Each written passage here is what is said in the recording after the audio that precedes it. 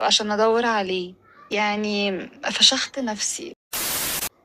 بس فايه اللي حصل، كنت هروح الجيم. المهم ايه، كنت بقول ايه، قلت كنت عايزة اروح الجيم.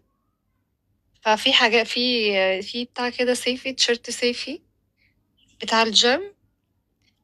كنت مدخلاه في الصيفي بقى.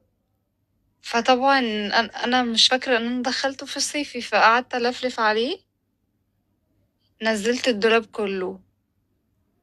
وبعدين طلعت بقى الشنط اللي فيها الصيفي عشان ادور عليه. فبقى يعني فشخت نفسي. بس قعدت بقى شلت البتاع المرتبة، والمرتبة بتاعتي تقيلة تقيلة. شلتها، مش قادرة. والشنطة شنط بقى اللي فيها اللبس تقيلة، فبجد جسمي باظ. بطني وجعاني، فكله بقى بايظ. انا بوظت خالص النهاردة. زهايمر. والله العظيم انت كتكوت. هجلدك، هجلدك دوشة. ايه اللي دوشة؟ ولا قصدك دوشة؟ بتقولوا ايه؟ تجلدي الكتكوت؟ اه. ايوه يا ضغطهم. دوشة ايه ده؟ تقال. انا عملت فيها ركليز. مش حرام عليكي؟ ما بسبب لسانك يا معفن.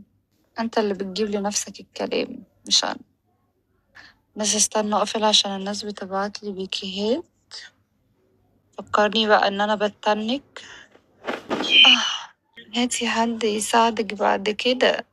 بقولك كان في تيشيرت عايزاه ورايحة الجيم. بتفهم؟ هجيب حد مين بقى قبل ما يجي؟ بس فبقى ايه فرحت مطلعة بقى. واصلا عايزة اقولك الشتوي لسه ما دخلتوش اصلا. فعايزة اعمل دريسنج كبيرة، واحط فيها بقى الصيفي والشتوي بقى وكله. يعني اعمل واحدة بقى كبيرة، لفة الأوضة كلها. بس دي هتكلف مبلغ. دعموني عشان اعمل دريسنج كبيرة. لسانك متلفح بيك ومعفن. يا مش هقرأ الكلام ده. عيل توكسيك مريض.